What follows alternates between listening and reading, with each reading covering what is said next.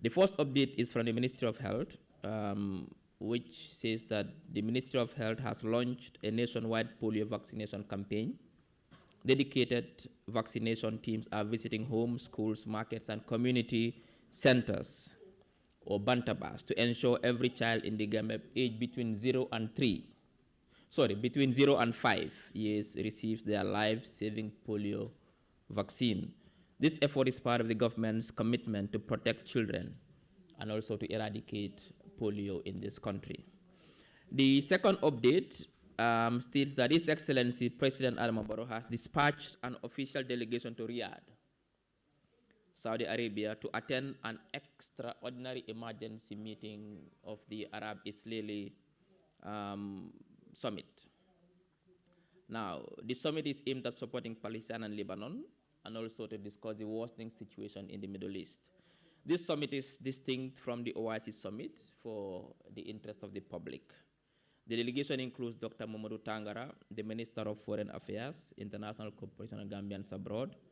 Also Mamadou Sabali, Special Advisor to the President, Yankuba Diba, the CEO of the OIC Secretariat, and also His Excellency Ambassador O.J. Salah, Gambia's ambassador to the Kingdom of Saudi Arabia.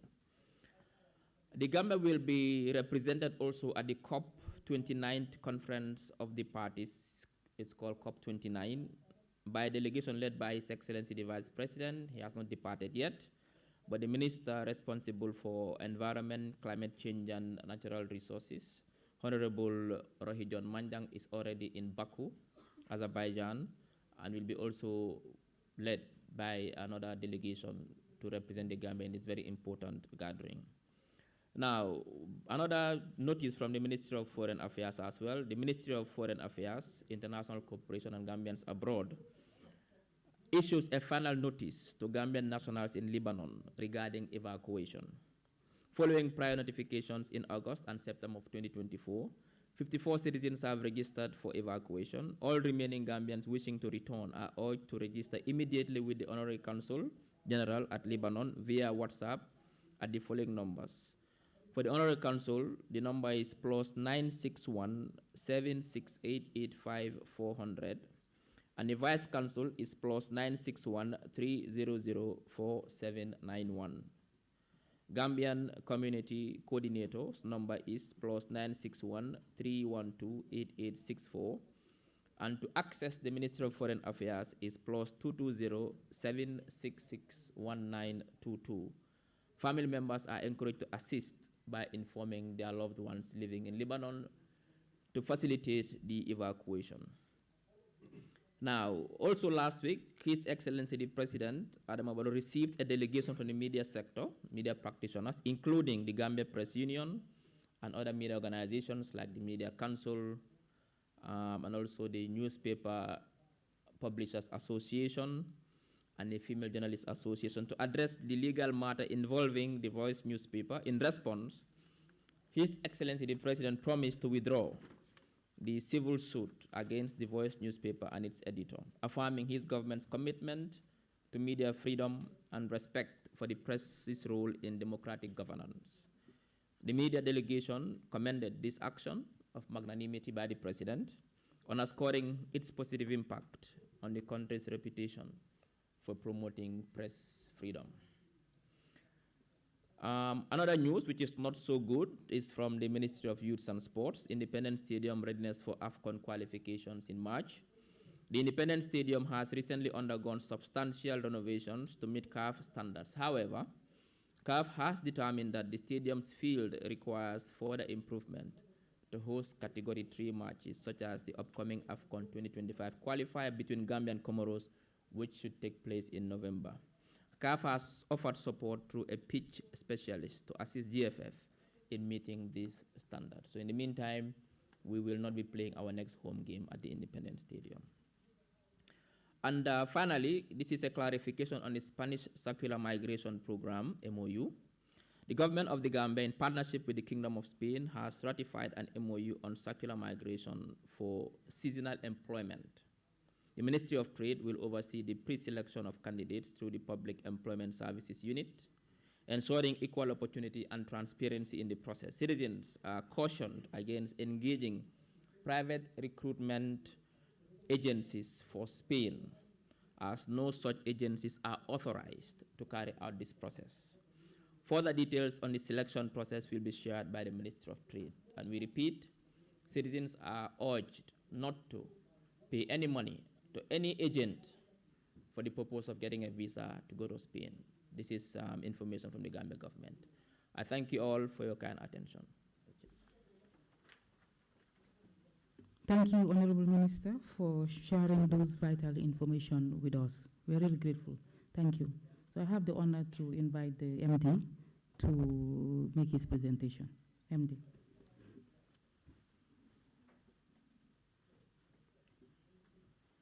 Good morning, Honorable Minister of Information, Media and Broadcasting Services. Good morning to my colleagues from the GPA, and good morning to all the media present here and to all your viewers, wherever they may be.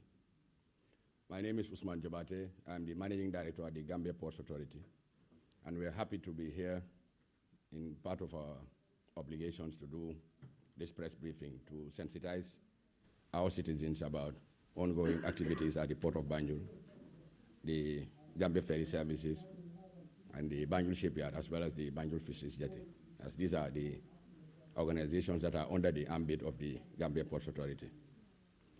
To begin with, what is latest with the Gambia Ports Authority is that the government has taken a decision and the GPA has entered into a concession contract with an investor from the Islamic Republic of Turkey to modernize the port of Banjul and construct a new deep sea port in Sanyang village in the south coast of the Gambia. Now, this is with a view to enhancing efficiency at the port and ensure that the port of Banjul remains relevant in an ever-increasingly competitive port environment. Now, just to give a brief background as to why this decision to go with this partnership arrangement. The Port of Banjul first conceived the expansion program way in 1994, when a master plan was prepared to look at the capacity improvement needs that are required to handle business in an efficient manner at the Port of Banjul. By the time the master plan could not have been implemented due to the funding that was required, could not be accessed at the time due to many challenges. Up to 2002, the need was again expressed to still look at addressing the physical constraints of the Port of Banjul. Then a new master plan was again commissioned in 2002, again updated in 2008. So by the time the new government came in 2016, the infrastructure improvement could still not be realized.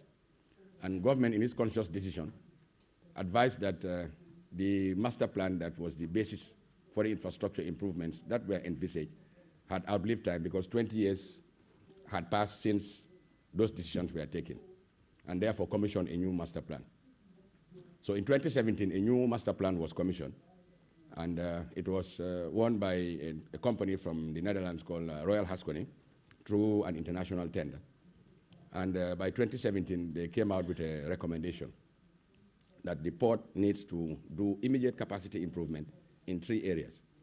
That is, 1, to extend the ship's accommodation. We call them jetties, because currently we can handle 3 ocean-going vessels, and there was need to extend it further.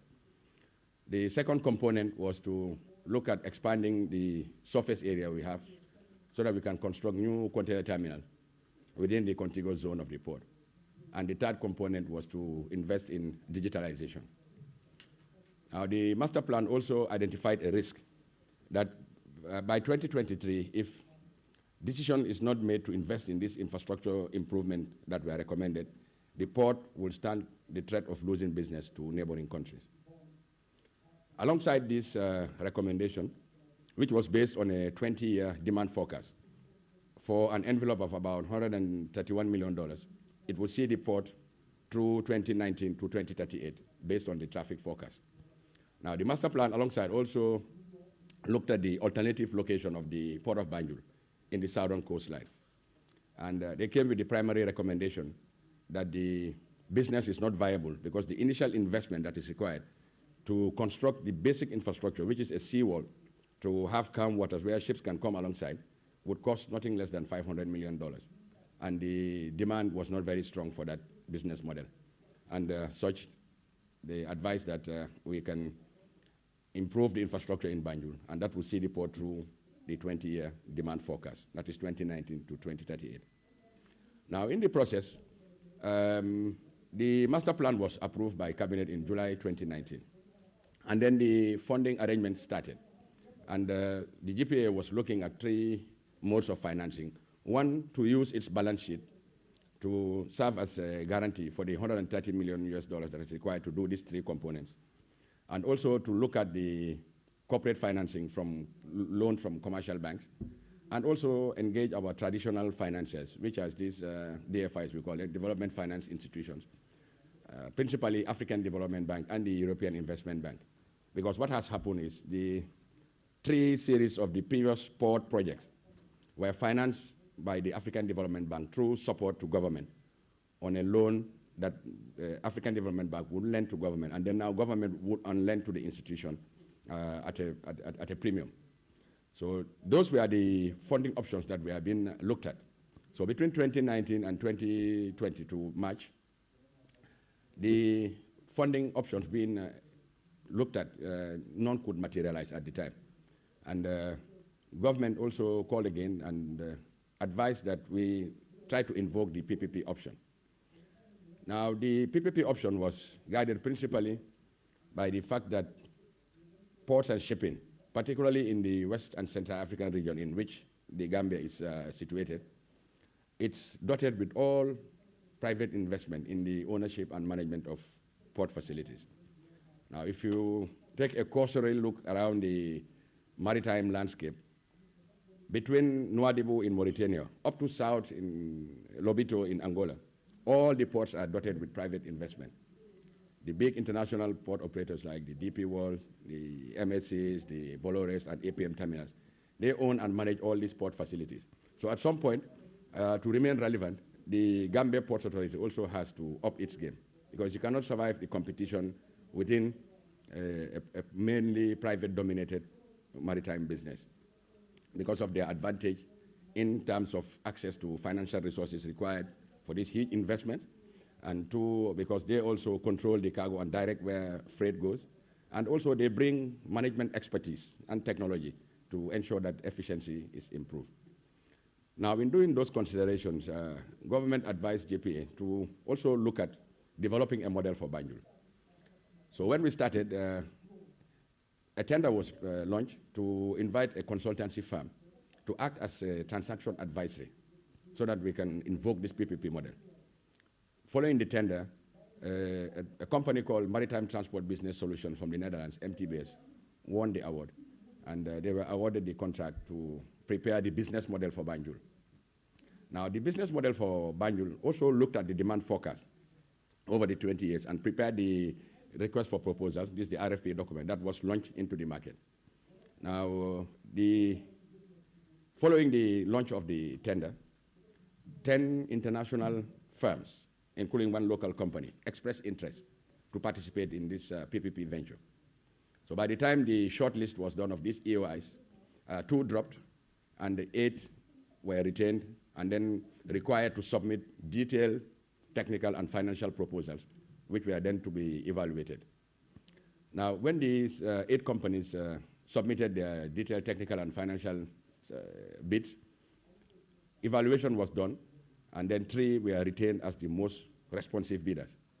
Now, the 3 were Red Sea Gateway Terminals of Saudi Arabia, Yield Port of Turkey, and Al Barak, also of Turkey.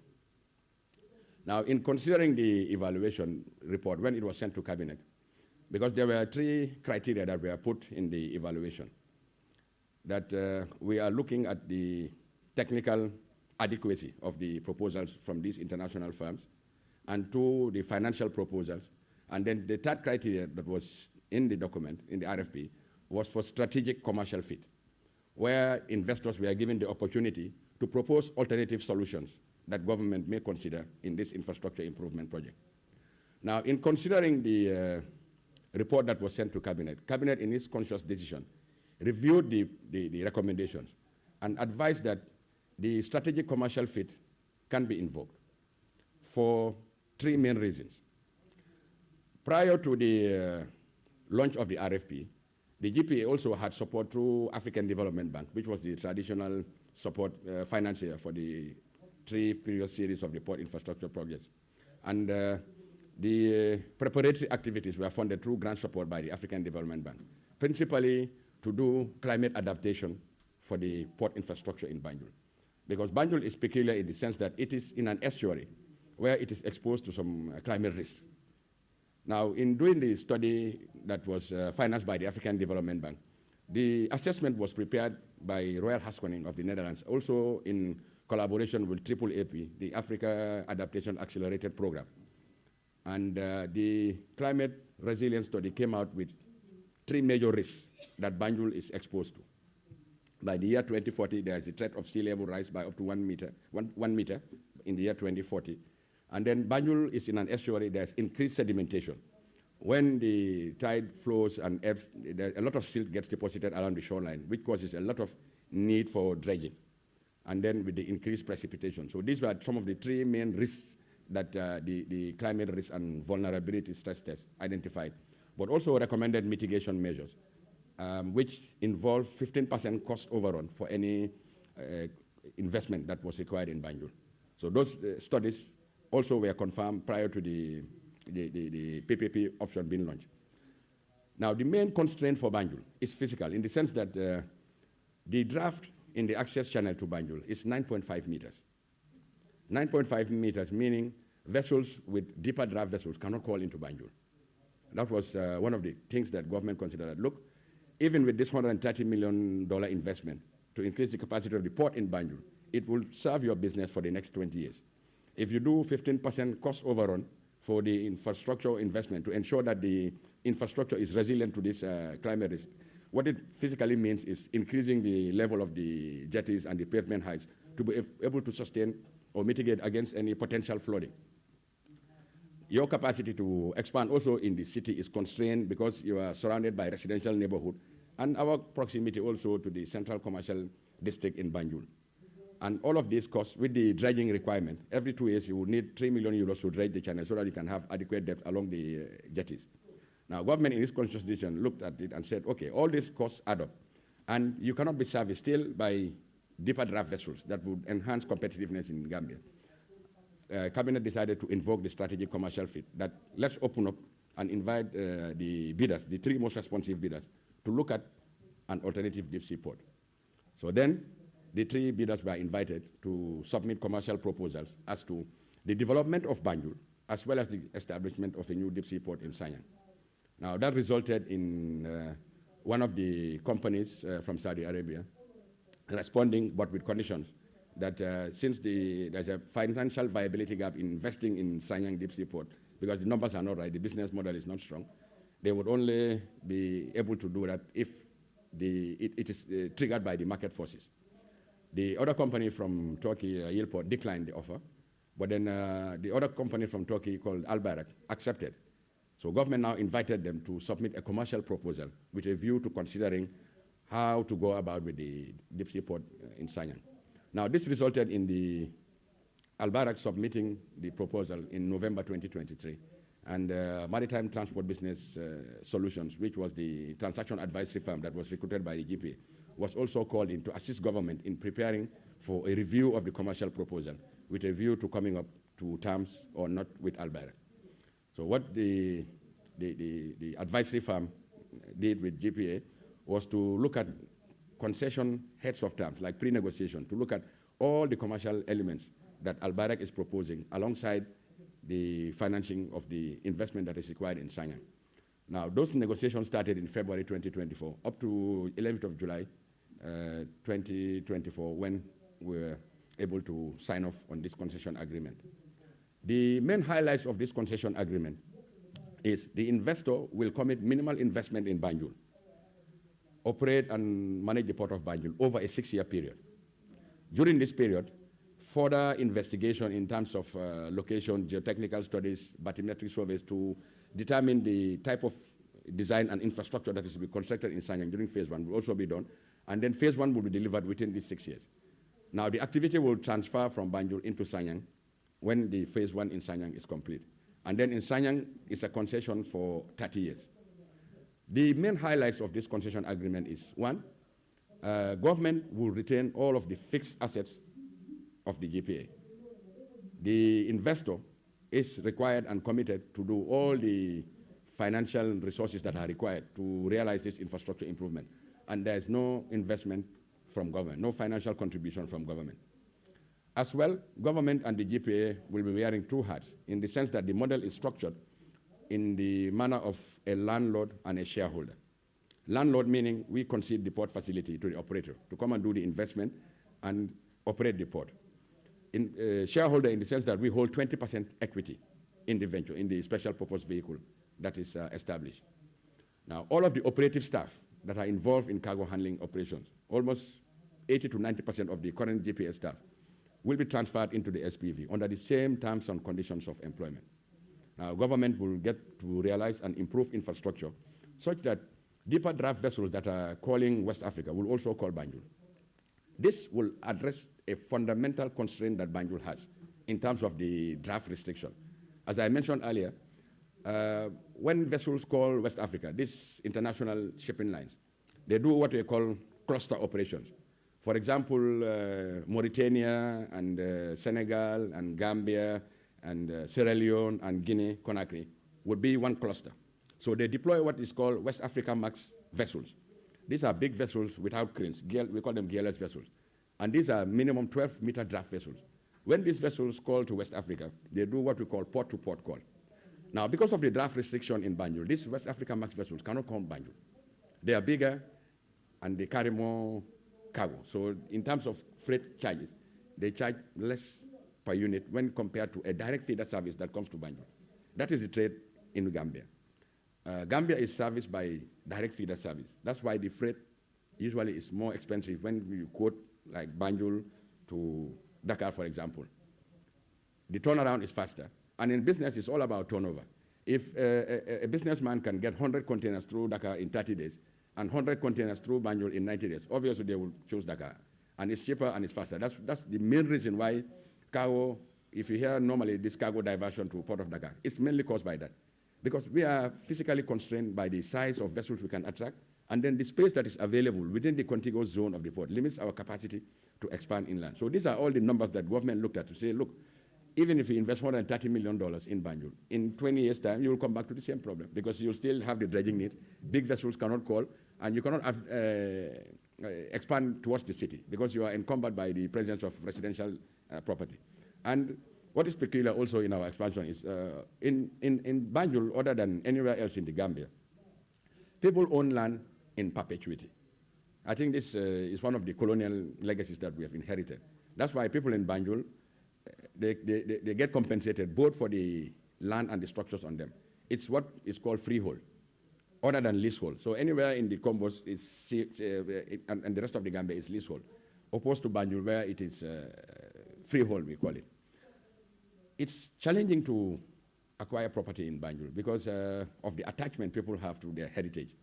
And thankfully, we were able to successfully negotiate and just acquire the portion, about 22,000 square meters, that is close to the main port. And the residents were relocated to Kachikali under a compensation package that was mutually agreed. But if you look at the constraint in 20 years' time, it will still come back. The dredging will still be, the need will be there, and then you cannot get big ships to serve your country. So these are the decisions that government looked at and say it makes sense and it's more sustainable to go for the deep sea port option, where government is not required to make any financial contribution.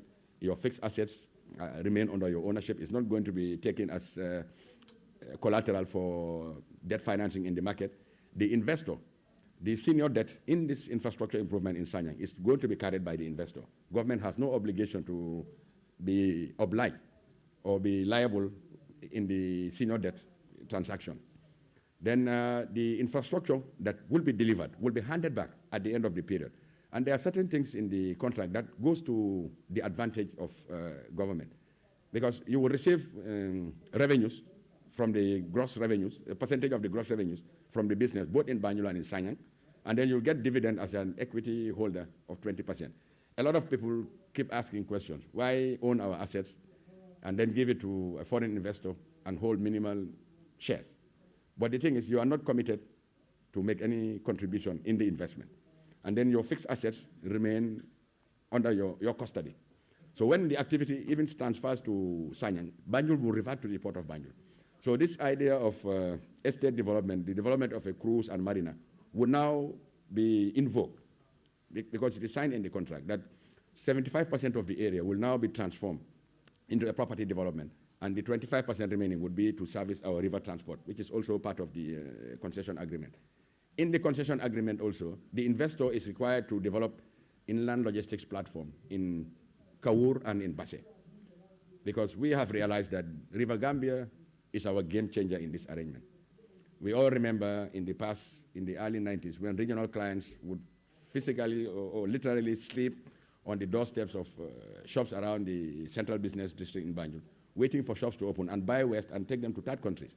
Because the country has some strategic advantages when it comes to the trading environment.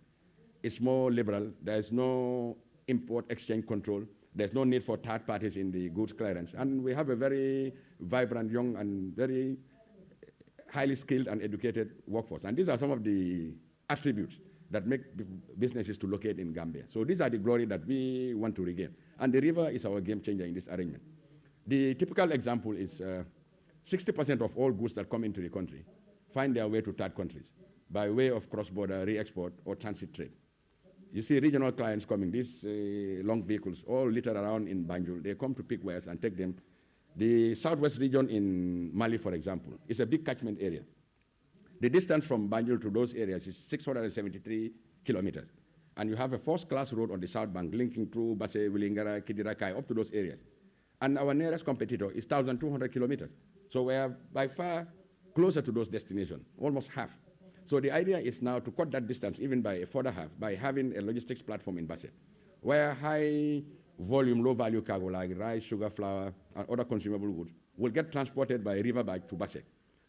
And then trucks coming from those regions, they will not travel up to Banjul. They will just stop at Basse, pick their cargo, and then return. So we believe that the river transport, which is also central in this concession agreement, would be the game changer in this arrangement, so that the country can regain its lost glory as being the supermarket for the sub-region. The important thing to notice in this concession agreement, fundamentally, is that yes, 20% is deemed to be little in terms of shares. But we believe that the transaction process that we've gone through, the investor can even confirm that it was not easy to negotiate 20% in an arrangement where government assets are not part of the transaction process. They are not seeded. You are not doing any financial contribution. All your staff are going to be transferred with the same terms and conditions. You get delivered an improved infrastructure like a 12-meter draft port that would open the country's competitiveness.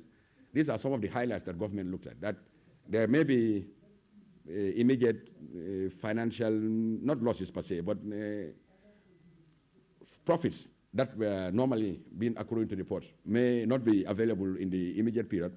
But from the year 17, according to the model, you'll see the revenue started growing, and it will mean more revenue share for government and also more dividend for government. And at the end of the day, because of the infrastructure is improved and it gets handed back to government, we stand to benefit as a country because we'll have an improved infrastructure.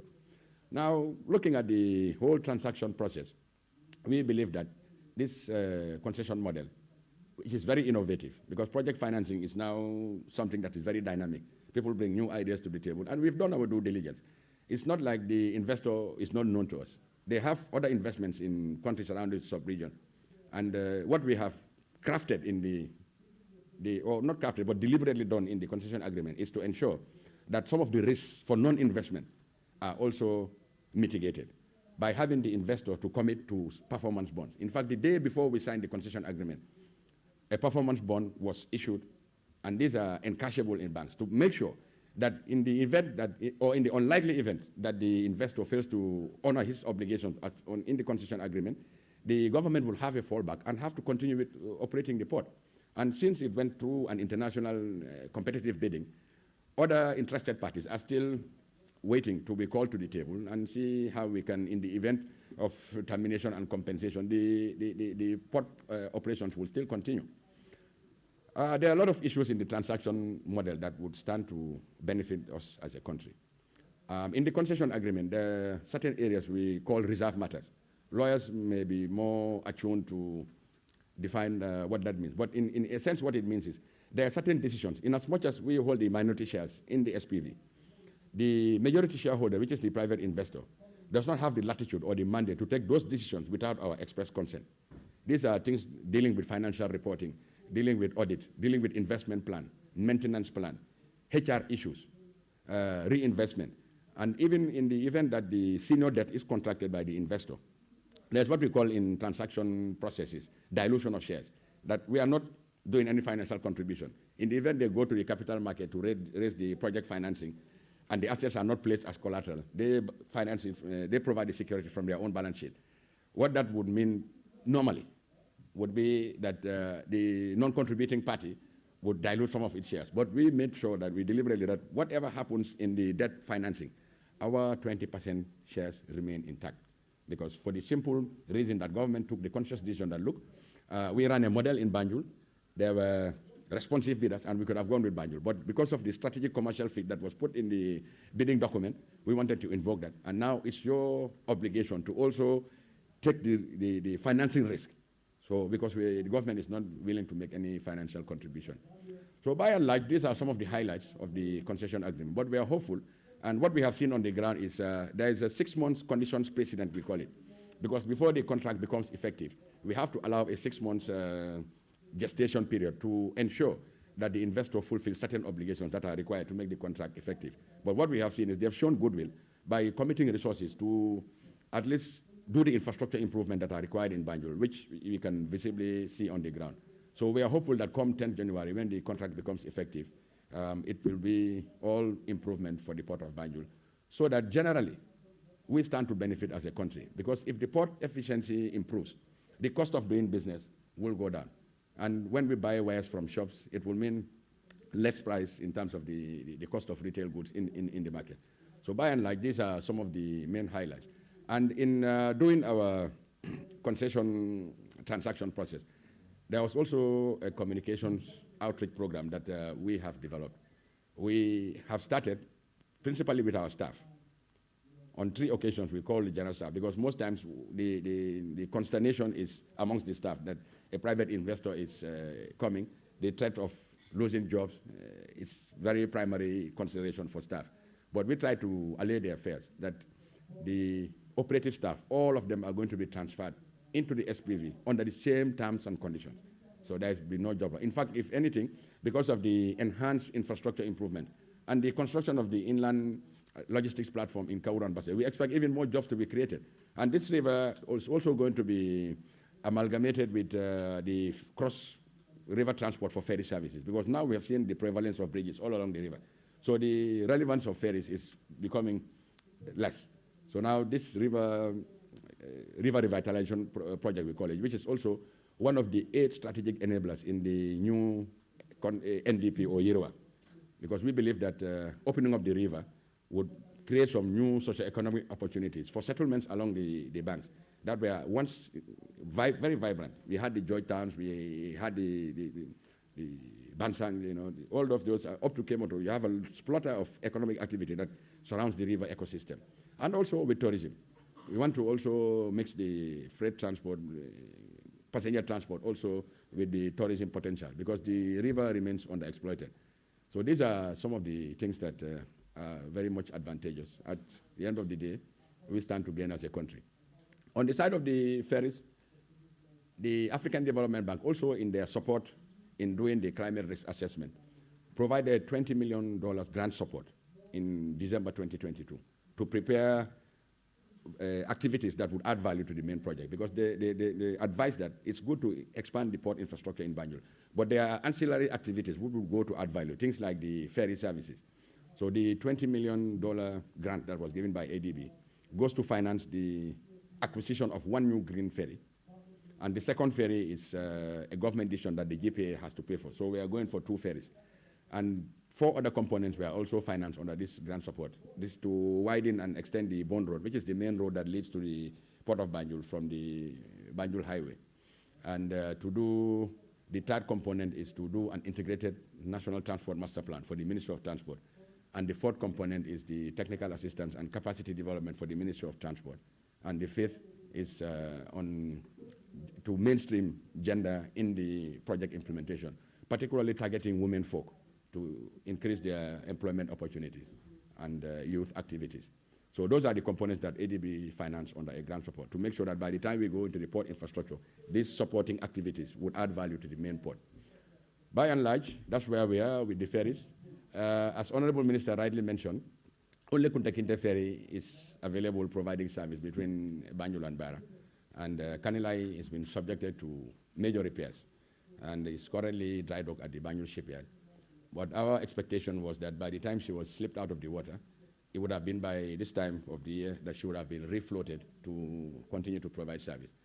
But what we've realized is the amount of work that needs to be done in terms of repairs far exceeded what our expectations were. Because once the ferry was dry docked and the metal plates were stripped, what we've noticed is, because under the ferry, the part that submerges in water, it's all with steel fabrication items. Now, what we've seen is that almost all of the longitudinal and transverse sections that are within the bottom areas are all corroded.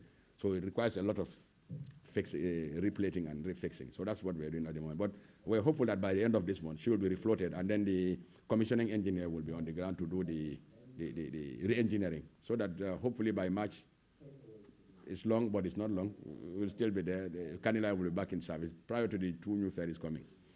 Shipyard is also part of the scope of the investment, because we have convinced the investor to realize that the shipyard is a viable market on its own, because you have a lot of industrial fishing vessels that do not have access. The nearest shipyard we have is the one in Dakar, and it's a floating dock. Even the GPA owns craft and the ferries that would need dry docking. Oftentimes, the slots there are so long in the queue that we spend huge resources to get our own craft, dry dock. So there's a ready-made market, even for ourselves, if nothing, and also the wider fishing industry. Because the only functioning shipyard we have along this west coast is the one in Angola. There's a private facility in Mauritania, in Nouadhibou, which is owned by private operators, just to service their ships. So now this is a very vital business for us, and is a very viable business, shipyard. So the investor has looked at the numbers, and they've realized that it is worthy to invest. And the opportunity to create more jobs for skillful young Gambians to go into machining, carpentry, joinery, and a lot of jobs can be created in the shipyard. And also the women involved in the fisher folk, they will earn a lot of revenue, because some of these vessels, when they come to land their catches at the fisheries jetty and use the shipyard facilities, it creates jobs for them, and also to earn foreign exchange for the country, because some of these ships that are coming to require the shipyard services are going to be invoiced in foreign currency. These are some of the things that is happening at the fisheries jetty. I will be open to questions, and I thank you all for your kind attention.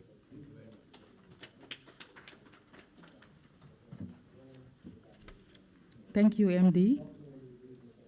We're really grateful for taking us through that detailed presentation on your activities, despite the fact that it was done off the hook. We are really grateful. That is a demonstration of your real involvement in the activities of your institution.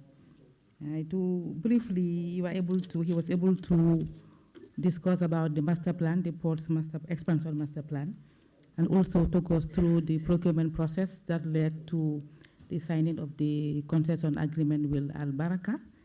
Then he also looked at the highlights of the agreement, which basically focus on the benefits that the country seeks to get from the concession agreement. He also talked about the SPV arrangement, which will also be part of the concession agreement, which will accommodate some of the technical staff of GPA, and also did mention their plans to revitalize river transport, and also how it might also impact on tourism and other sectors of the economy. And he also disclosed the plans to procure 2 new ferries for the 2 new ferries, and also their plans to widen the Bond Road, which is also part of the strategic plan and also talked about the establishment of a shipyard, which is also strategic in the sense that it will really provide the requisite revenue that is needed to boost the country's economy. And also their plans to mainstream gender in the activities of ports. We're really grateful. Thank you so much. We will now open the floor for question and answer session. What we will do is we will allow probably 3 questions. We will take 3 questions, and then we will allow you to respond. Then we will open the floor again. You can also ask in the local language if you want. You don't only have to limit it to English. If you want to ask any question in the local language, you are free to do that. And I'm sure the MD and his team will be able to respond to those questions. And then you will introduce yourself. Before you ask, kindly introduce yourself and tell us which media service you are, which media entity you are representing in this session. Thank you. So we will start from. Who has the mic? So we will start with the ladies first. Okay. Thank you. Good morning, everyone. My name is Aret Jasa. I'm a reporter from The Voice newspaper. So, Mr. DJ mentioned that the Kunta Kinte ferry will require a lot of repair and all that. So, are you guys considering buying a new ferry instead of maintaining or repairing the Kunta Kinte? That's my question. Kanila or Kunta Kinte? Kanila. Kanila. No, which one is the one? It's Kunta Kinte. Plans to buy new ferries. Next, we'll have you. Yes. That gentleman, yeah. I'm Adam Fadera from Membe Caring and Home Digital FM. I would like to ask the minister, the Honorable Minister. He made mention of a few points that I wanted to at least a clarification, if I'm permitted. Yes, you may. I would definitely like to ask in the local language, in Mandinka Pashe. Minister, I hope it has to do with the issues that he yes, the issues he mentioned here. Okay, that's fine. Minister, Honorable Minister, Baraka Bake, Dula Sabafajan, Lafta EF Wall Clan Mole. Follow, you talk about Spanish Diloning. Yaitandiko agency mantra mold recruit come, but instead government never recruitment kala. But ngaje there is a document me alonko is around the social media be janjandin. How authentic is that document? Document nying membe je wala nyindi ko but from the Spanish authorities. And then document nyingibe ya indicate leko the information sort of from media press media news from Gambia janko agency level Gambia many alonko we kodol taka molbul up to $50,000, and then ila agreement with the Gambia government Article 3. We may indicate wala ñu ko Department of Labor wala ñanda more recruiter, but at some point one of the media houses Minister Court Minister of Trade Standard, if I can remember, on an interview me alon ko aya confirm le ko agency name ko meni alon ko wala be more recruit la fo man sakunda be responsibility ta ko mol meni alon ko tara agency lia man sakunda la ya sabo because nim man sakunda ma fo ko agency be jam multilateral agency lia. So then ni wo mol yela kodol di agency la, what step will the government do? Because already mol yela kodol di agency la le, and then dol be even Ross we are receiving a lot of calls from different people ko ndada agency karning kariale, and then we give them money.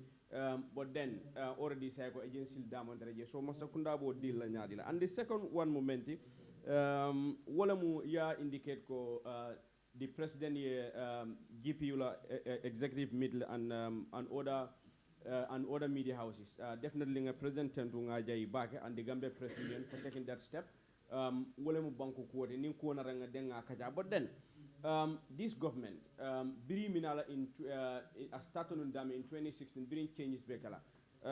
Gambian ol jamaye même foye wala ñindi ko be draconian laws sol bonda jan many along ko they are not media friendly. Government readiness be ñaadi le. And how long mba expect la ko ñing luwal be talla jam fo government pare dal bang ko draconian luwalu ke bonde. And then my third question, I'm very sorry, wala mu independent stadium. Independence Stadium akeda fendi me alon ko jama be jikirin num ko be nyin next AFCON qualifiers nyimba mbitala jela unfortunately amanke Mansa Kunda over if I can get it right, over 400 million or 400 million dollars. Now doko nyin keda doko nyin among standard nyimmi mune keda ani jumale munke ani mune ba kunna to for Mansa Kunda be any step talaje because na kodol dundaje what would be that step? Thank you. Thank you. Can we have the final question? Yes.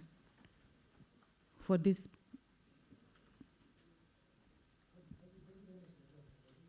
Good morning to you all. My name is Alaji Fode Fati from Dambe FM. My question will go to the Mr. Jobate. Yes, you did a very comprehensive roundup on the expansion of the the ports.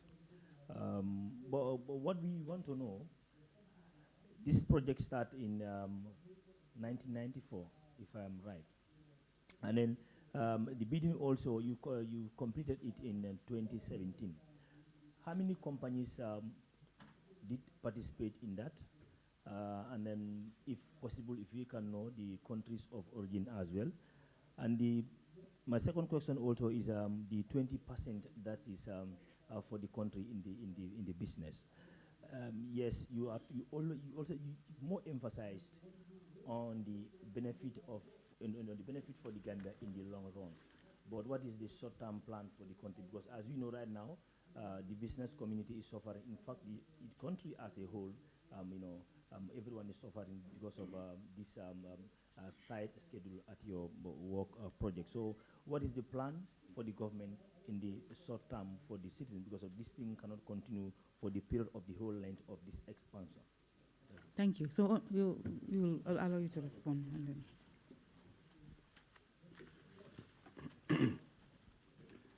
Thank you very much for those very pertinent questions.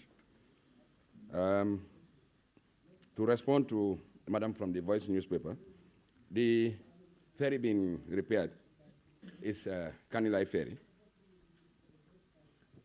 And the government and the GPA has already actually signed shipbuilding contracts with Diamond Shipyard of the Netherlands for the construction, for the design and building of 2 new green ferries, we call them.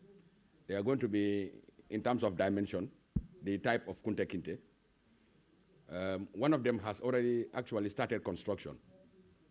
And it became effective when 20% advance payment was paid for by the African Development Bank in July this year. And the construction is expected to last 16 months. So we expect that by December 2025, the first of the new ferries would have been delivered in Gambia. The second ferry is the one that is being financed directly by the GPA.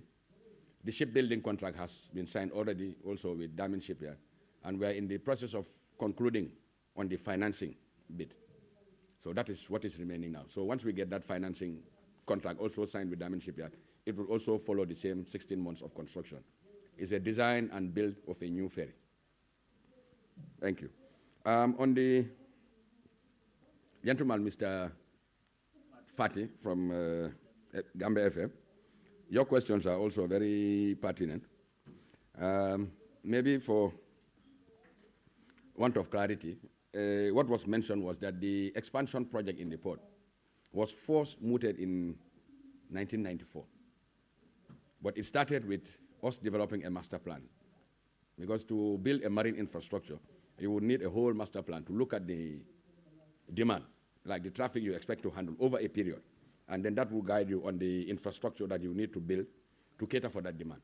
So that was the whole idea of starting in 1994, but not that the tender process, not that the tender process started for the construction.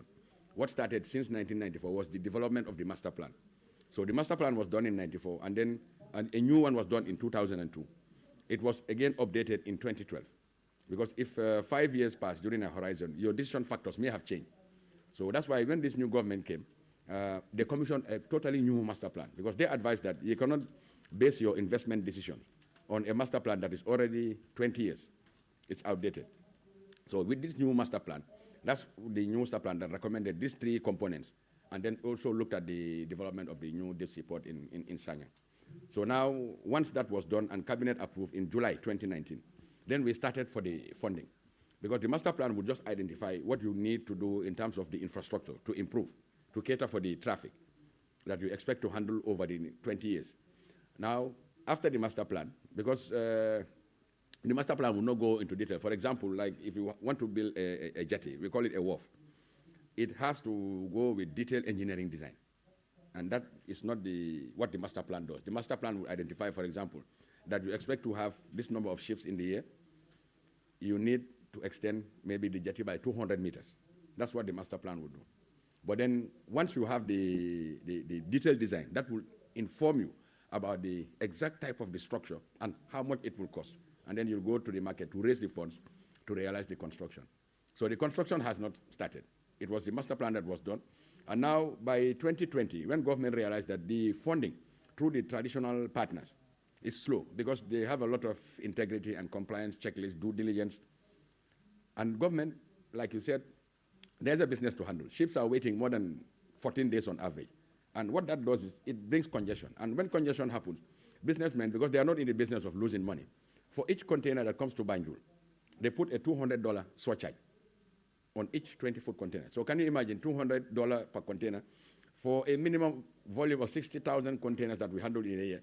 You're talking about nothing less than $12 million surcharge on the economy. And that $12 million is what you and I and other people that go to the market pay for, because it's a cost for inefficiency. So with this infrastructure improvement, the main thing that we will achieve, like you asked, what can we do in the short term? The short term is to improve the infrastructure so that you reduce congestion. If congestion goes, then that congestion surcharge will now be lifted. There are some commercial decisions that we need to take with our partners in shipping lines. For example, if ships were waiting for 14 days and now they just come and wait for 2 days, so that congestion surcharge will not be valid anymore. They cannot charge it. So what we can do is to engage them into some commercial discussion that, look, you've been charging $200 for people who send containers to Banjul. Now there's no waiting. So can you pay $100 now towards the port infrastructure improvement? And then still they will save $100. And then what it will mean, the retail prices of goods will go down. So to answer your question, the capacity improvement will be the immediate gains for the port. Because if ships do not have to wait, it means their cost of doing business would be lower. Because it's freight and it's transport. They earn money while they are moving. That's why it's called freight. Anytime they are stationary, it's all cost because they burn fuel, they have to put their generators on, and burning diesel and a lot. That's why they like to stay less in port because that's more efficient. But like you rightly said, yes, the future is there. But what we can gain immediately is to reduce the congestion, and then the freight rates to Banjul will go down. But fundamentally, if we don't get those big ships calling to Banjul, the freight rate that is quoted to Dakar would be still cheaper than the one for Banjul. But we are hopeful that with these immediate improvements, the ship turnaround time will increase and the cost of doing business would reduce. Thank you. Thank you very much, MD. Baraka Bake Fadera, ila nyininkar kumata Bake, ila nyininkar follow wolo nying Spain quote. Ko agency sol be kodo takang banku dingol bula soto funding kel ka fuke be sambala Spain le. Meme sena follow wala ka foko bring Mansakunda announce ko MOU sign tale fo ratify. Nga fo banku dingol ko mo kana kodo jo parce que nyimu free mo nyana ka fenjo kata Spain. An agency Mansakunda agency milto bonde no ngala wati solta lokong fula koma ngamera. Ya sa fe jele ko agency jumale be maraling Spain la aning Saudi Arabia and United Arab Emirates. Bari wo Mansakunda fanara ka foko sa wo agency li fongo sa nara Spain la. Agency dati je ko tenke Mansakunda fongo le be recruitment okela. So momo dara agency to ko do joje itele abete ne o agency li Mansakunda man kustodo je because Mansakunda ma fo moyta ko do jo agency to. Mansakunda asinanir fanan ko nyimu free mo nyana ka fenjo anu mba ko en la jam fanan bi ko mo nyana ka fenjo agency to mo moy ko di agency la ta yela ko do kaninge yela ko do murundi la ngalo nyanda ka senyala yele taro min foka foko wala bota Spanish Mansakunda nteo confirm no la ngajale fanan ko ngaje social media nyamen barinta confirm no la fo wadon to nyalom bang fo to nyande barin semi senani wolonko MOU nying pour kaje ko banku dingol isitano Spain du kola nyato silola kairo kono isi kodo soto kodo ni amurunda Gambia banko nga isi fan nafa isi Gambia nafa pour fanan kaje ko ko masilo mol kaminta mi alon ko aka masi bole fenan funding kel kan dika fasilo kan o fanan tala isaje funding kel kara seasonal du ko woron kata kunkol to Spain e do ko ke yejo asi foreign currency fenan Gambia e fanan si fan nafa no e sela wululal de mano wodrono man sakundala jero tije bari fanan ka recruitment ke anin selection man killing hammolo wolon kaje ko agency be recruitment lekela wobe do ko talala man sakunda fele den ayana man sakunda e final selection oke bari ngaje ko bring chocho siata sai man sakunda fongo lafta kanjing fongota ay recruitment ne selection oke through the Ministry of Labor, Directorate of Labor. So on safa hada banko dingole ko mo kana kodo jo agency ma agency bola ko di kaningola mo moy la kodo di agency la ta yela kodo pick agency bulu ya murundi la o sen yatale fulanya ngolo e kamin fo ko GPU aning media practitioners so yin president ngo benta e faraje ka tentu ka jayi kanim bara abedo ko nyimma mina gambe bankun kan fanan ay Cairo ming sabatindi gambe bankun kaje ko media be practice kan Gambia janne e be practice kan Cairo kono wo fanan keta ya dani pour journaliste o mi alon ko voice newspaper civil suit nyim pura jindi president o ala bete ya kamma aning ala banko din kano kamma ay civil suit o nyin jindi la ngami fanan discoje wolo nyim media law solti kamin fo e ka fay draconian laws Mansakunda hammolon pour ka luwal bondi ban ñew luwal bondi ibe mu nekela miyalon ko fanan sama si banko dingol fanan tankano asi kanta because media fanan nyanda ka operate environment miyalon ko luwa fanan bijele nit ñi luwal bondi because ñi luwal pour ka banko dingol tankalon bawo bi momo siwuli ye ku safi faderato anun kute bolaje ye fadera la hajo tinya anum bi mbe jamano min kono ñi jaman la bango social media be min kono ten ngamurota ngeso wole fongo fisiata ngata ngati nyar do ke tinyaro mialon ko mbe ko mo la tinyala keto tinyal mialon ko mari ngol binale ya tarajang bawo ni ngeso muro la we kende ala le mota jala ko tenke sanka banko di ngol kanta ñing news la news mialon ko kibaro mialon ko wulia kibaro la manke toñati ite fongo yalon ko mo journalist so ite fongo kibaro buli kibaro e fongo a kwete la ko amanke toñati kata kala mokang kayo ka banko di ngol kanta wonya fo fendo si taraje sa ninji pibe do ko kane kaje ko media council nge bambande ngake statut traité dinga media council bambande nga sembo di la sembo mialon ko sa e fanansi media control no ñilluwal si bondino isaje media council si odo ko keno bari san fengo fene tije mialon ko bi ne ñilluwal bondi mo nebe kala safeguard si kaje ko banko dingol si tankano asi kantano mialon ko long kibaro mialon aka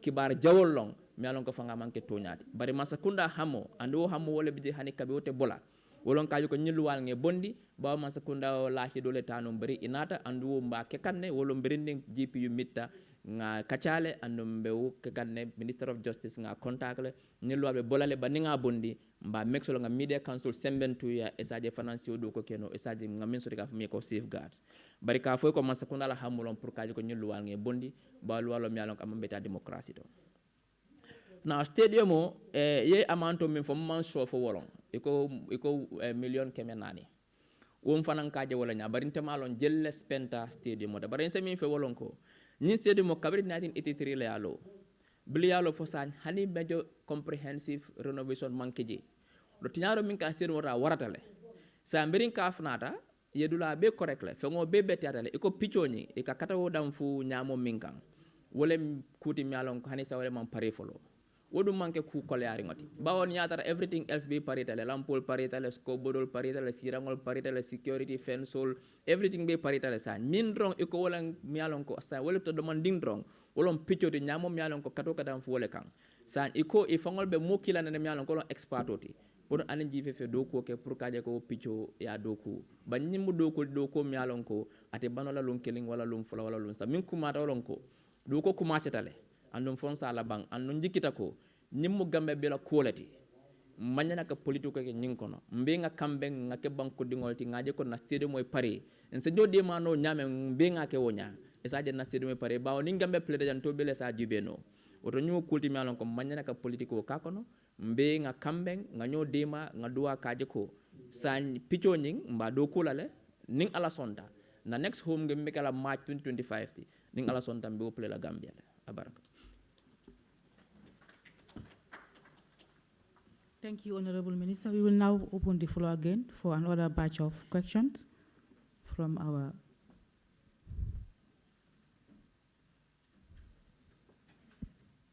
don't forget to introduce your name and the media company you're working for. Good morning. I'm Jenke Caesar from The Point newspaper. And my question is to the DA. Considering the fact that Gambia is benefiting 20% from the concession contract with Turkey, is this going to directly affect charges at the ports for importers and exporters and ordinary people that uses the field? Thank you. Any other question? Yeah.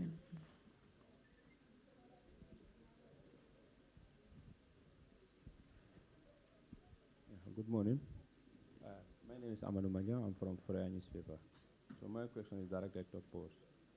We want to know whether ports have done any survey or study to ascertain that there's a deep sea in Sanya. And if there's a study, can you share it with the media? Any other question?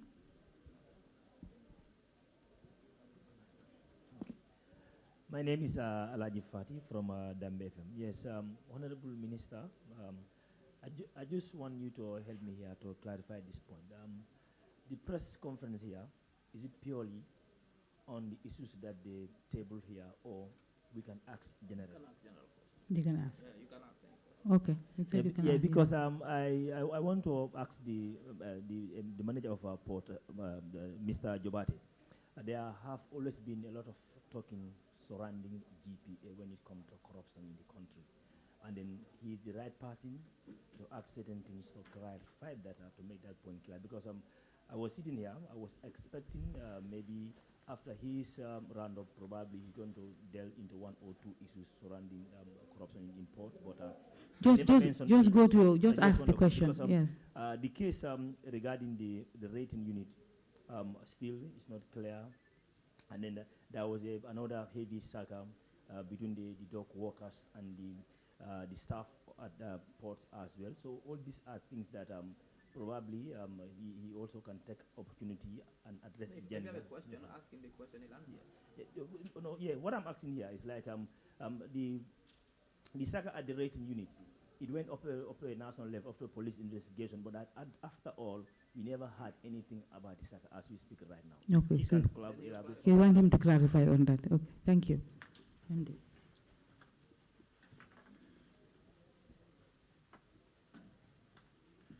All right, thank you, Janke Sise from Point newspaper. Oh. The 20% equity that we hold in the business is for sharing of profits. If the company makes profit at the end of the year, and 20% is what we have as our share of any dividend that is to be distributed amongst the shareholders. But then the point you asked about the charges at the port, whether they will be impacted. What we expect is the tariff will be maintained, because one of the things in the concession agreement also is that the tariff is still regulated by government. And what is happening at the ports is that our tariff remains unchanged since 2013. And in 2013, there was a 55% reduction. So that is what is still maintained. Because at the time, government decision was to at least alleviate the hardship on the population in terms of the price of goods. So the decision was taken to reduce the port tariff by 55%, and that is what is still being maintained. What we expect in terms of charges at the port also is with this capacity improvement, the cost of doing business will reduce, because the shipping lines, as I said, if they have demurrage, they just put it on the price of the freight, and the businessmen will also put it on the price of the goods. So if there's efficiency, it means lower cost, and lower cost will mean lower cost of goods in the retail at the retail level. With regards to Amadou Manjang from Forea about the deep sea in Sainan, a scoping mission was done initially, even by the GPA, and there are studies that identified that it's Banjul Port is in an estuary, and the estuary with river ports normally is the typical of river ports to have very shallow waters. That's what we call draft. That's the clearance between the surface, the sea level, and the seabed. And that is what is 9.5 meters in Banjul. But anywhere in the coastline, because it's the open sea, you have deeper draft or depth along the coastline. But why Sanyang is, we've done our own scoping mission between Bijilo up to Jering. And we've realized that Sanyang has a natural bay, and it is closer to the distance where you need to dredge to have that 16-meter clearance. So yes, there's a lot of locations that are susceptible to be built a new deep sea port, but Sanyang will be the most cost-effective. And what has happened in Sanyang is the investors, they also confirmed when they were doing their geotechnical investigation. I think this was a satellite map they had. They looked at the water dynamics around the area and saw that there's like a natural channel leading to the bay in Sanyang. For them, they believe that it's an endowment. That look, this country has something that is very peculiar. It's like a natural bay that is leading a natural channel, sorry, that is leading to the bay in Sanyang. So that's why Sanyang is the most attractive location from all the investigations we have done. It is the most cost-effective, and like I wish to inform you that this is a natural phenomenon that has happened. They were doing their scoping mission, and they realized that, look, there is a natural channel that is leading to the bay in Sanyang.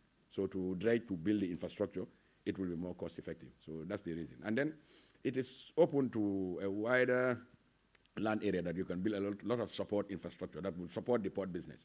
So these are some of the advantages that Sanyang has. And yes, we can make the report available. On to Alaji Fati of, is it GFM?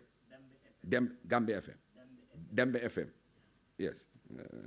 Yes, Mr. Fati, the allegation about corruption at the port, particularly the rating unit, I think we have an interest in unearthing what may have happened more than anybody else, because it's our administration. And to tell you the truth, personally, this is not the type of legacy that we want to bequeath to generations to come. It's always good to be truthful about issues, because it's public service. We are endowed with, we are entrusted with responsibility, and we know that we are susceptible to scrutiny. I mean, it just strains credibility that you would think that one would be in a public office and then, do things that would go unnoticed, and then the public would not complain. No, it cannot happen. It's public service, and we know that we don't expect to get a good name. But what we are mindful about is we have our own misgivings, but we try to correct them because it's trust. It's always good also to give the background that the way this saga happened is through a whistleblower. If people decide to connive, to access paperwork would be very difficult. But thankfully, when this whistleblower approached management that there's a suspected transaction going on, immediately a senior management meeting was called up, and we set up our own internal investigation just to show you that we have interest in making sure that we unearth it. Now, in the investigation, because the word was already out in the public, figures have been thrown around. But knowing what we know from the other side, we knew with certainty that to unearth what may have been going on would require a lot of effort, a lot of collaboration. And that is why when word got out to the street that $400 million is missing at the GPA rating unit, we decided to call up our own investigation. And by the time the investigation was complete, we gave them 3 weeks. There was increased pressure from the public also. So we said, okay, let's stop the investigation and call the National Audit Office in. This was in February 2022. Now, the National Audit Office came in, and by August 23, they submitted their report. And the figure that was in the report, because the report is now public, is $17 million may have been deemed to have been missing through different activities that were reported, from suppression to using fake receipts to using different methods. It was not like one activity, it was a series of activities. Now, the primary recommendation of the auditors was they needed further investigation, like to call the National Police, who have the expertise to do forensic investigation, because it will involve calling witnesses, going deeper into the thing, because the auditors' complaint was that there was not collaboration from the GPA that were involved directly working with them. And at times, some of these things you can expect. People will be very reluctant to come up with information that will be self-incriminating. So that's why they decided to call in the police. Now the police have come in. This was August 2023. The police came in. Immediately the report was submitted. The next day they came on board. And what you know is what everybody else knows, that the police have concluded their investigation. And they have now submitted the report to the Attorney General's chambers for legal opinion prior to the next steps. But by and large, what we may also be asked is, what have you done to make sure this thing is not happening? Because it's one thing to suspect fraudulent activity, but it also takes something else to make sure that whilst you are investigating, this thing is not still recurring. So one of the things that we did fundamentally was to make sure that wherever there's human interference in the processing, we remove it and put in IT systems. Now, if you go at the port, you can, from your mobile phone, clear goods. You don't have to travel with paperwork. Because anywhere there is human interference, exchange of paper, it is either solicited or offered. That's the risk that's involved in paperwork. And we have been aware about that. And that's why we came up. And this, the digitalization transformation that we did, we were doing it purely using in-house resources. Because we have one of our components, like I said earlier, 3 components that the master plan recommended was to extend the jetty, do a new container terminal, and invest in digitalization. Because the world is now more going digital.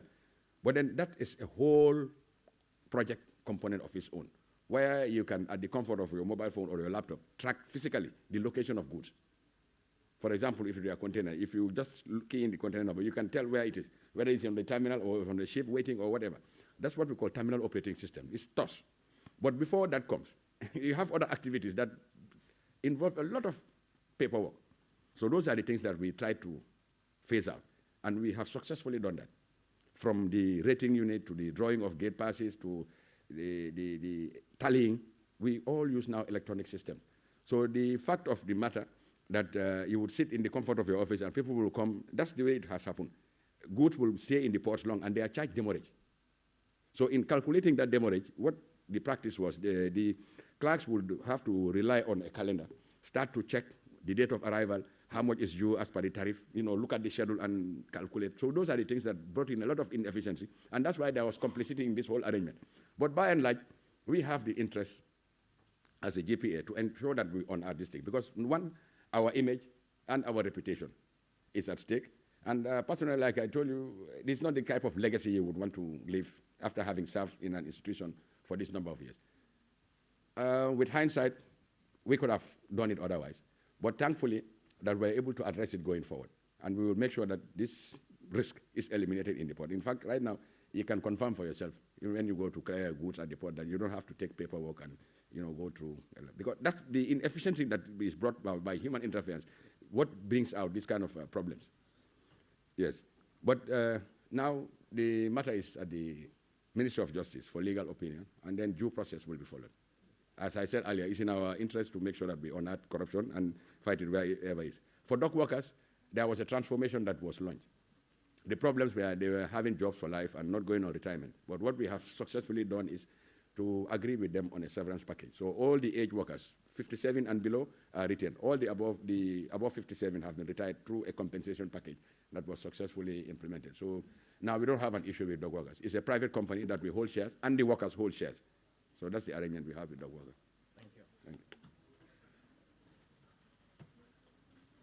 Thank you. We will now open up for another batch of questions. Zainab, there's someone.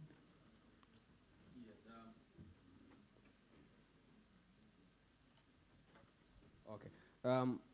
This time around, I want to throw this question to Mr. MD pertaining to the ferry service. Last week, we have seen a press release indicating that all security servicemen and women in uniform will be paying normal transport fees at ferry service, except the Gambia National Army.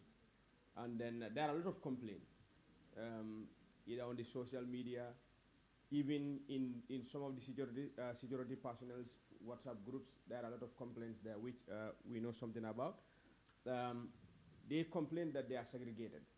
So I don't know what you have for them on that. Someone does it.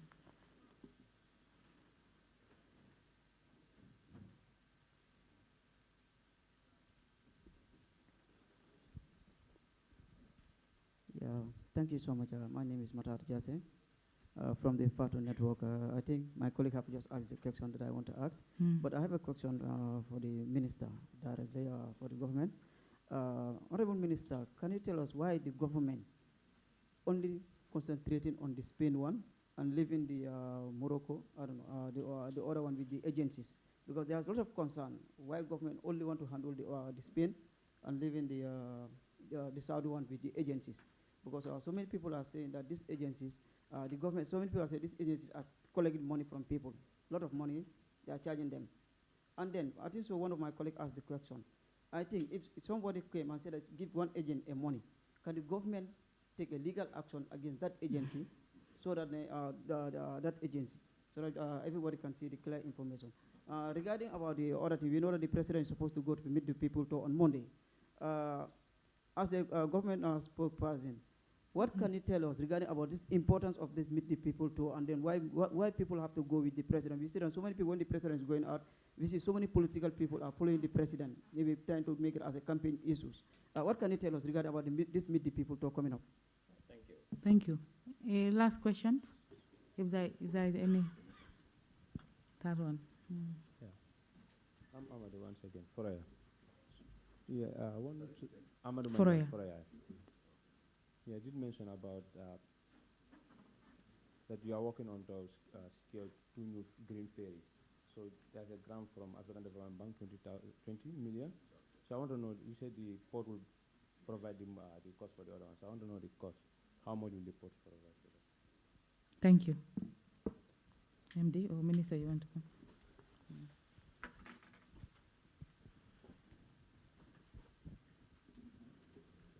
Okay, thank you, Mr. Ferreira, from King FM for that question. I think the ferry, as you rightly said, it's not something that is new. It has been a practice that has been going on. But to be more in answer to your question, there's no segregation. What has happened is the security services, they use what is called crossing warrants. And crossing warrants is when they're on mission, and this we reconcile, and their command always settle. The one that is bringing the contention is the one for the Gambia Armed Forces. And the Gambia Armed Forces, there was a Gambia Armed Forces Act that a particular section that allowed them to be crossing the ferry free was repealed, in the sense that that particular section was deleted. So, but now command has engaged the GPA management and the ferry services that due to the nature of their deployment, they issue warrants for mission. So it's different from the warrant that we issue for crossing. So I think that clarification has also to be made. But yes, there is no need to belabor the point at this level. What we have done as a responsible organization is to ensure that we do extensive consultation before certain decisions are taken, all with a view to ensuring that we provide a service that is more customer friendly, because these are users of our ferries. So as we speak, because the notice is short, we have engaged the affected security apparatus, and 50% discount has been offered for all fares that they pay to cross our ferries, up till in January, when more extensive consultation would have been done with a view to agreeing on a rate that they would pay. And you may have heard the general manager was also on air during the weekly ferries radio talk show to show that the ticket bundles are now being sold with a view to giving incentive on people that are buying in bulk. So those are all things that we are doing. But at the end of the day, collecting the revenue is also essential for the sustainable operation and management of the ferries. But we are not segregating or discriminating amongst service security apparatus, security personnel in this country.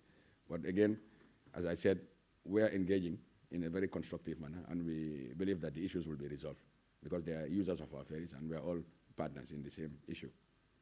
On the Matar's question from Fatu Network, oh, I think that's more for the minister. Mr. Manjang from Foraya, is it? Yeah, your question about the cost of the ferry. Yes, the African Development Bank is paying for one of the ferries. So the $20 million grant that was accorded to the government, part of it goes to finance the new ferry, which is about $13 million. So the GPA would pay the other $13 million for the second ferry. So that's the arrangement. Because the ADB is a grant to government, but the second one is being paid for by the GPA. Thank you. Thank you. Mata, do you want this in English or in Mandinka? All right. Your first question has to do with why is it that only the Spain arrangement will be handled by the government and the others by the agencies. I think obviously that's very evident that because the Spain one has garnered more interest than the other ones, UAE and Saudi Arabia. And as a responsible government, we really need to be extremely careful how we handle these things. They can be very, very sensitive. And we want to ensure a clear and transparent process so that both Spain and Gambia will be happy at the end of the day. So it is government's view that the Spain one has garnered more interest, and therefore government has to really take charge of that. Now, when it comes to the payment legal action, that is not the job of government. If government had initially announced from the onset that nobody should pay a dime to any agency, and you pay your money to this agency, and you realize that they receive the money fraudulently, it is your job to take them to the police and recover your money. Because the government has the government cannot engage. These are transactions between citizens. Government cannot engage. If government had asked people to pay, and later government backtracked, yes, but government had made it very clear from the beginning that nobody should pay any money to any agency. Now, if anybody who collects your money telling you that they'll take you to Spain, and later came out that they had no mandate to collect your money, it is your responsibility to take them to the police and recover your money, not the government of the Gambia. We cannot do that. The only way government comes in is when the state, the police, can now help you as a citizen to recover your money. That is why but government, as a government, cannot really engage in those kind of activities. So if you, Matar, had paid your money to any agency, which I suspect you have done, go and get your money from that agency by engaging the police. So when it comes to the Meet the People store, this is a constitutional requirement that the president should go around and meet the people to discuss with them, to engage with them, to know exactly, particular time of the year, to engage farmers as to how they are doing with the rainy season, the support they need, but not only, but citizens at large. And I think this has been a practice. This is nothing new. It's been happening since the Jawara era, the Ajame era, and now it's happening. So, but what do you expect? When the president moves with an entourage. That happens everywhere in the world. So you cannot expect the president to move with 2 or 3 cars or 2 or 3 people. He's going to meet the people's store. He has to go with a team, with the protocol, with security, with government officials as well, because there are places he is going to visit where he needs government officials to lead and show and guide him what has been done there, what's happening. So government officials also go as part of this trip. That is why even before they meet the people's store, government officials, ministries are asked and MDAs are asked to provide names of places where the president can visit in terms of what the projects are. The president needs to go and see firsthand how these projects are going, because this is taxpayers' money. That is why he's going for a tour, to get firsthand information about the needs and challenges of the people, to discuss with them their aspirations, to be able to supervise and see how projects are ongoing that has taxpayers' money component. So it's important that also public officials also go with him to guide the entire process. So we don't see anything with that. On the 18th, the tour starts, and it ends the 6th. It's an opportunity for the president to meet the people and engage with them at a personal level to understand exactly what's happening in these areas, in these communities. So this is an opportunity for the president, but also for the citizens to meet their president and discuss issues with him as well. Thank you.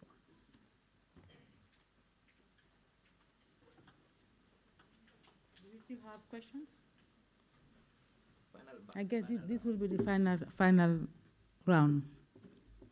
Any question? No? MD, I'm not sure whether you will want, there's any issue you want to clarify before we give you that opportunity, yes, before we wrap up. Thank you.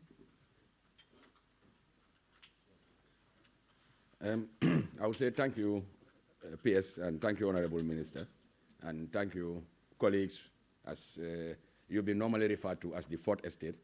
It shows your importance as also one arm of government. We will leverage on your platform as the fourth estate to provide what I personally call a consultancy. But it's a consultancy that unfortunately you are not paid for. Because coming to engage public officials also requires some work and effort, because I can imagine you do a lot of background work, trying to see where issues are, going to do your own investigative part to make sure that you bring out credible and news that is worthy to put out there. As the minister rightly said, he's your line minister. Maybe he has more information to give you as to how your profession is being handled or being assisted by government. But I can tell you what we know as public servants is we're very mindful about our responsibility, and we know that we are open to scrutiny and criticism. You have a lot of instruments that government is putting to ensure that public servants are accountable for their action. Because, like, as I said earlier, it's public service. We don't expect to get a good name because it's a service that we are providing that should impact people's lives in a positive way. So there's a lot of instrument that government has put in this. Access to information bill. We prepare financial statements. We have audited reports. We go to National Assembly, PACPEC. There's the public inquiry. And even as citizens, access to information, you can walk into any of our offices as responsible officers. We should be able to open our doors and provide the information that is required because it's a public office. That's why it's, the name goes like that. But again, I would not hesitate to say we will take advantage. As I said, you are providing a consultancy to us by criticizing us. So that's the way I perceive it. And maybe just as a way of announcement, the Gambia and the GPA is hosting the 32nd Intermodal Africa Conference and Exhibition. This is the biggest gathering of port operators, cargo owners, shipping lines in the whole of Africa, and it's to be held at the Caraba Beach Hotel from the 26th to 28th of this month. And you're all invited to make the coverage because it's by far the biggest gathering of maritime transport actors, from ship owners to senior executives, and there's going to be very interesting speeches to be delivered by distinguished speakers from across the world. Almost about 200 delegates are expected to jet into the Gambia, so that we can also showcase Destination Gambia as a place for doing business and leisure, to answer to our name as Smiling Coast. I thank you. Thank you. Thank you so much. That brings us to the end of this session. We will close by giving the opportunity to the Minister to give the final remarks. Honorable. Thank you very much, PS, for wonderfully hosting this event. Thank you very much to every one of you, but particularly I thank the Gambia Ports Authority under the leadership of Mr. Usman Jobate and his team for gracing our call to come and face the media to discuss pertinent issues concerning the Gambia Ports Authority. We've always said this, that the Ministry of Information, Media and Broadcasting Services, our desire is to engage in proactive disclosure of information, and we see you as critical partners, the media. You are the conduit between us and the public. We're here to serve the public by ensuring they have accurate, timely, authentic, and relevant information. And we cannot give that to the public without you helping us do it. But also, we also want to bring information from the public to the government. We want to know what the public is thinking. What are their aspirations? What are their challenges? And you also can bring that to us as a government, so we can be able to engage in what we call responsive policy making which responses to the needs of the citizens. So we thank you for your service as always, and we think this is always an opportunity to hold government officials accountable, but also to promote the spirit of transparency. I've always argued, and I'll argue again today, that the government, under the leadership of His Excellency Barrow, is one of the most transparent in the history of this country. We are always ready to face the media, and we are always ready to give information to the public, because we know we are accountable to the public, and our desire is to promote and consolidate our democracy, and we cannot do that without promoting the spirits of transparency and accountability. So we thank you for coming today. We thank all the media houses, our media partners. We thank you all. We thank the staff of the Ministry of Information and Media and Broadcasting Services and Department of Information Service. We will have our next press conference in 1 month. It's a monthly event. But for your information, on Friday, we're having the bi-weekly ministerial Mansakunda. And I'm happy to inform you that the Minister of Public Service will be our guest for this week's Mansakunda. And we invite you all to attend and grace that very important occasion. Until next week, I thank you, Honorable, and your team, and I thank all the media houses and all those who attended today. Thank you.